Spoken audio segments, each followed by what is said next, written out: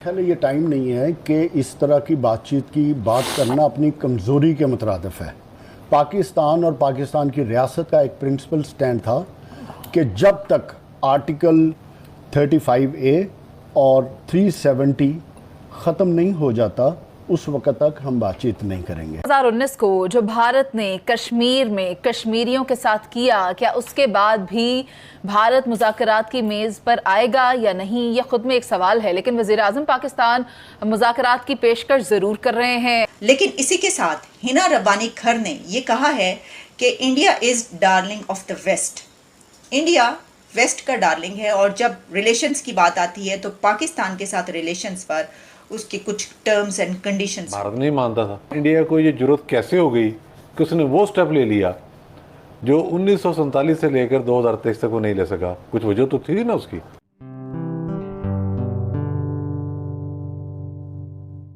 नमस्ते दोस्तों, आप सभी का निक न्यूज़ बर्नर में स्वागत है। दोस्तों, आपने शुरुआत के क्लिप में देखा है कि पाकिस्तानी रिपोर्टर चर्चा कर रहे हैं कि भारत को पाकिस्तान से बात करनी चाहिए और पाकिस्तान कह रहा है कि पाकिस्तान तभी बात करेगा जब भारत 370 और 35A धारा हटाएगा। पाकिस्तानी लोगों ने गलतफहमी पाली हुई है कि भारत पाकिस्तान से बात करना चाहता है। भारत कभी भी पाकिस्तान से बात नहीं करेगा और भारत कभी भी पीछे मुड़कर नहीं देखेगा 370 की तरफ। और पाकिस्तान को भारत की जरूरत है और भारत से ट्रेड करने की भी जरूरत है। भारत को पाकिस्तान से न बात करने की न ट्रेड करने की कोई जरूरत है और न ही भारत कभी कश्मीर पर बात करेगा। पाकिस्तान ने हिंदुस्तान से ट्रेड खुद ही बंद की है। अब पाकिस्तान के हालात बहुत खराब हो रहे हैं। पाकिस्तान का रुपया भी गिरता जा रहा है। अब पाकिस्तान को भारत से खुद ही बात करने की बहुत जरूरत है और इसी बात पर पाकिस्तानी मीडिया चर्चा कर रहा है। तो चलते हैं आगे की वीडियो की तरफ। धन्यवाद। अगर तो हमने खुद हाथ बढ़ाया होता ताल्लुकात का और हमने ट्रेड भी स्टार्ट करने की कोशिश की होती, लेकिन हमने तो ऐसा कभी कुछ किया नहीं, तो फिर आप ये बात कैसे कह सकती हैं कि ये जो माइंडसेट है, क्लोज माइंडसेट की आप बात करें, तो ये तो हमारी तरफ से नज़र आता है। यानी हम तो कहते हैं मरते मर जाएंगे, आवाम भूख को मर जाए, आवाम जो है वो बेचारे को खाने को कुछ ना मिले, लेकिन हम ये कहेंगे कि पहले टमाटर जो है वो दुबई जाएगा और दुबई से होकर जो है वो यहाँ पर आएगा इंडिया से। यानी साथ ही दस्ती के दस्ती हाथ के हाथ हम अपना बॉर्डर नहीं खोलते और हम तिजारत करने को तैयार नहीं होते। हम तो ट्रेड के ऊपर तैयार नहीं है। मेरे ख्याल से स्टार्टिंग पॉइंट ये हो सकता है कि आर्टिकल 370 और आर्टिकल 35 रिस्टोर कर दे हिंदुस्तान, तो बातचीत हो सकती है। बिल्कुल सही बात है, ठीक है। लेकिन इसमें हम अमेरिका का स्टेक भी तो देखते हैं ना, वो क्यों ये चाह रहा है कि ये दोनों ममालिक मिलकर बैठे बात करें, और अगर चाह भी रहा है तो महज खाली बात ही क्यों कर रहा है, उसको इम्प्लीमेंट क्यों नहीं करवा रहा, जबकि इम्प्लीमेंट करवाने की पोजीशन में भी है, इख्तियार भी रखता है। आपको क्या लगता है नवीद साहब? ये हमारा प्रिंसिपल स्टैंड था। आज मेरे मोहतरम किबला प्राइम मिनिस्टर साहब ने अचानक ये बात कर दी और कोई नई बात भी नहीं है। नई बात होती तो शायद मैं समझता कि शायद बैकडोर डिप्लोमेसी में कोई नई चीज़ हो रही है। इससे पहले पिछले 20 साल में और बल्कि उससे भी पहले बैकडोर डिप्लोमेसी चलती रहती है। हमेशा प्राइम मिनिस्टर उस वक्त सामने आते हैं जब कहीं ना कहीं रास्ता निकल रहा होता है।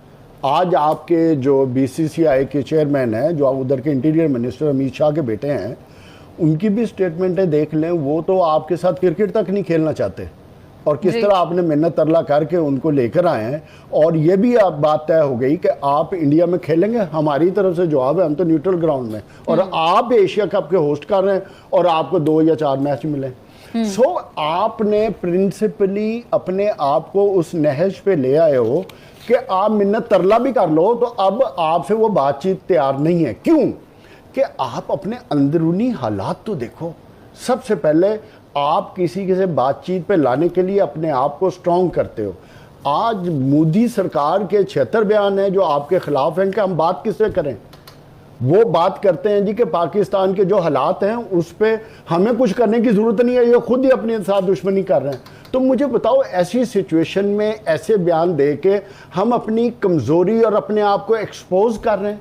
और तीसरी बात, आपने जो पिछली हुकूमतें थी जिस सिचुएशन में थे, आज आप उस सिचुएशन में नहीं हैं। मैं ज़ाती तौर पे समझता हूँ कि कश्मीर पे अगर आपने बातचीत करनी है या रास्ता निकालना है तो पहले अपने आप को स्ट्रॉन्ग करो, फिर अगले से मत्था लगाओ। और अमेरिका की तरफ से भी ये कहा जा रहा है भारत को भी और पाकिस्तान को भी कि आप लोग मुज़ाकरात करें, अपने जो इश्यूज़ हैं उनको रिजॉल्व करें। लेकिन ये कैसे हो सकता है कि जो जहाँ पूरी दुनिया के क़वानीन मौजूद हों, UN का चार्टर हो, भारत का अपना आइन हो, उसकी खिलाफ वर्जी करके वो वहाँ पर अपने आइन की, अपने कानून की धज्जियाँ खुद उड़ा रहा हो और उसके बाद वो उसी चीज़ पर आगे टेबल टॉक भी करने को तैयार हो जाए, तो ये किस तरह हो सकता है? बुखारी साहब, मैं तो चाहूँगी कि आप इस पर रोशनी डालें।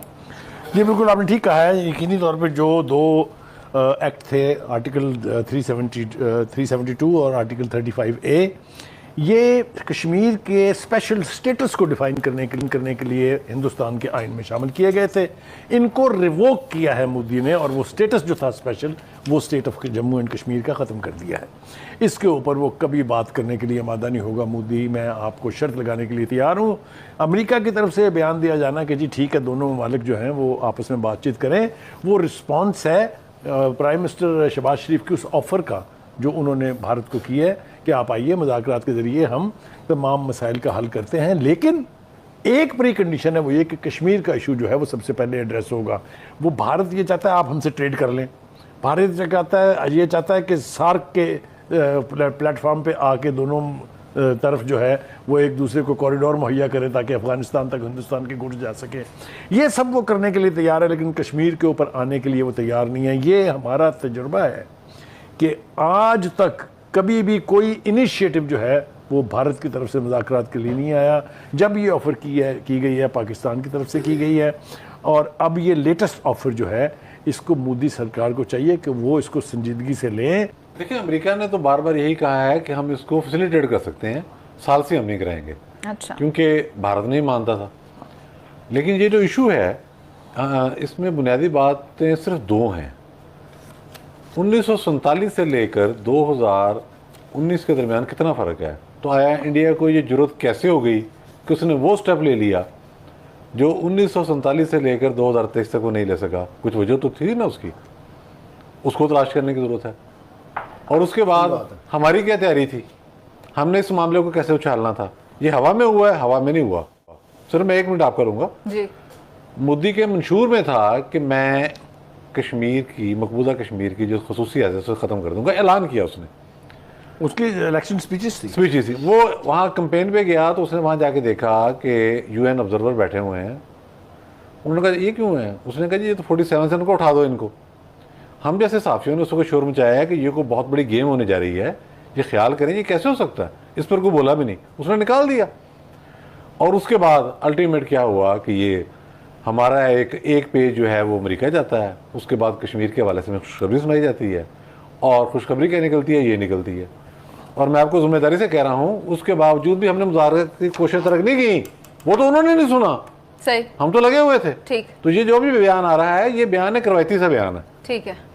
तो देखिए, जब हमारे साथ ताल्लुकात की बात आती है तो इंडिया ये कहता है कि मेरी ये टर्म्स एंड कंडीशंस हैं, या वो क्लोज माइंडेड है, जबकि बाकी पूरी दुनिया के साथ ताल्लुकात में वो क्लोज माइंडेड नहीं है। तो मैं इसको इस तरीके से समझती हूँ कि पूरी दुनिया इस वक्त इंडिया के साथ ताल्लुकात बनाना चाहती है, और भारत एक ऐसा कंट्री है, उसके यहाँ तक पहुँचने में, इंडिया की एक बड़ी ताकत बनने में उसका सबसे बड़ा, या आप कह सकते हैं कि एक बेसिक फैक्टर ये भी है कि वो पूरी दुनिया से ताल्लुकात बेहतर बनाना चाहता है। इंडिया क्लोज माइंडेड नहीं है। ये जो बात की है हिना रब्बानी खर ने, ये हमारे अपने ऊपर उतरती है। दोस्तों, अगर आपको हमारी वीडियो पसंद आई है तो प्लीज़ लाइक ज़रूर करें और साथ में शेयर करना ना भूलें। और साथ ही दोस्तों, ऐसी ही लेटेस्ट वीडियो देखने के लिए हमारे चैनल को सब्सक्राइब करें, साथ ही बेल का आइकन जरूर दबाएं ताकि सबसे पहले आपको हमारी वीडियो की नोटिफिकेशन मिल सके। धन्यवाद।